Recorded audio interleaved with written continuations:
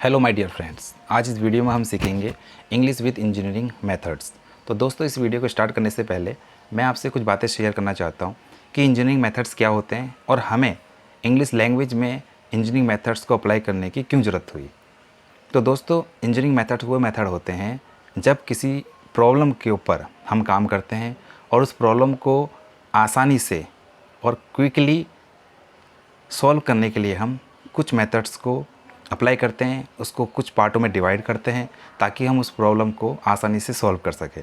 तो दोस्तों, स्टार्ट करते हैं इस वीडियो को कि इंग्लिश लैंग्वेज क्या है और इंग्लिश लैंग्वेज को समझने के लिए कौन से ऐसे 4 पिलर हैं जिनकी मदद से हम इंग्लिश लैंग्वेज को आसानी से समझ सकते हैं।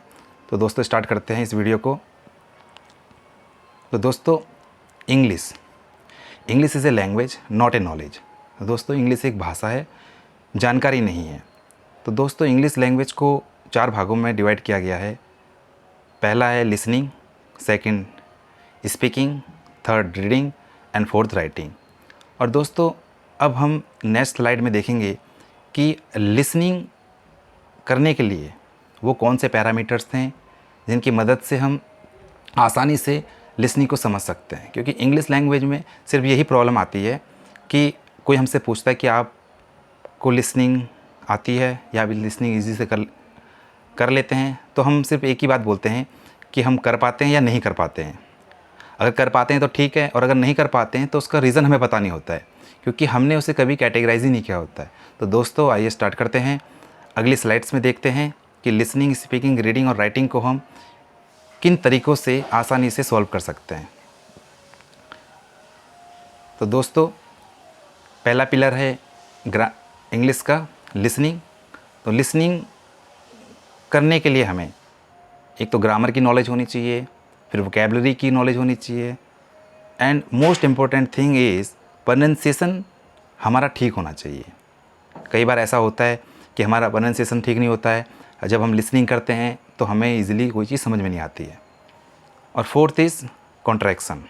और कॉन्ट्रैक्शन भी बहुत इम्पोर्टेंट है, क्योंकि जब हम कोई मूवी देखते हैं या फिर किसी ऐसी सोसाइटी में जाते हैं जो कॉन्ट्रैक्शन का बहुत यूज़ करते हैं। कॉन्ट्रैक्शन का मतलब ये होता है कि 2 वर्ड को हम कॉन्ट्रैक्ट कर देते हैं, एक सिंपल सेंटेंस में उसका यूज़ करते हैं। And 5 is interjection. तो लिसनिंग के लिए नेक्स्ट टाइम से हमें ये चीज़ ध्यान रखनी है कि ये 5 पिलर हैं लिसनिंग के लिए, समझने के लिए। तो दोस्तों, नेक्स्ट स्लाइड में हम देखते हैं स्पीकिंग। स्पीकिंग के लिए को हमने 6 पार्ट में डिवाइड किया है कि अगर हम अच्छी स्पीकिंग करना चाहते हैं तो हमें कौन कौन सी चीज़ों के ऊपर काम करना चाहिए। तो पहला है grammar, second is vocabulary, third is pronunciation, fourth is contraction, fifth is punctuation and most important thing is knowledge. दोस्तों, कई बार ऐसा होता है कि हमें 5 चीज़ों पे कमांड होती है, लेकिन फिर भी हम स्पीकिंग नहीं कर पाते हैं। तो इसका रीज़न ये है कि हमारे पास नॉलेज नहीं होती है। अगर हमारे पास नॉलेज नहीं होगी तो हम अपनी बातों को दूसरे लोगों से नहीं कह पाएंगे। तो नेक्स्ट टाइम से हमें ये ध्यान रखना है कि हमें इन 6 जो डिवाइड किया गया है इस पे हमने कंसंट्रेट करना है। And next is reading. जब हम रीडिंग करते हैं तो हम इन चीज़ों पे कई बार तो ध्यान देते हैं और कई बार नहीं देते हैं। तो दोस्तों, ड्यूरिंग रीडिंग हमें इन चीज़ों पे बहुत ध्यान देना है। Grammar, vocabulary, pronunciation, contraction and punctuation, इन सब में अगर हम कमांड करते हैं तो हम एक बढ़िया रीडिंग कर सकते हैं। Next slide is writing. तो दोस्तों, ड्यूरिंग राइटिंग हमें इन चीज़ों पे ध्यान रखना चाहिए कि जब हम राइटिंग कर रहे हैं तो हमारे ग्रामर के ऊपर कमांड होनी चाहिए, हमारी वोकैबलरी स्ट्रांग होनी चाहिए और प्रोनंसिएशन सही होना चाहिए। अब दोस्तों, इसमें प्रोनंसिएशन का क्या रोल है? अगर हमारा प्रोनंसिएशन सही रहता है तो हमारी स्पेलिंग मिस्टेक बहुत कम होती है। तो दोस्तों, हमें इन चीज़ों का भी ध्यान रखना है। And fourth is contraction.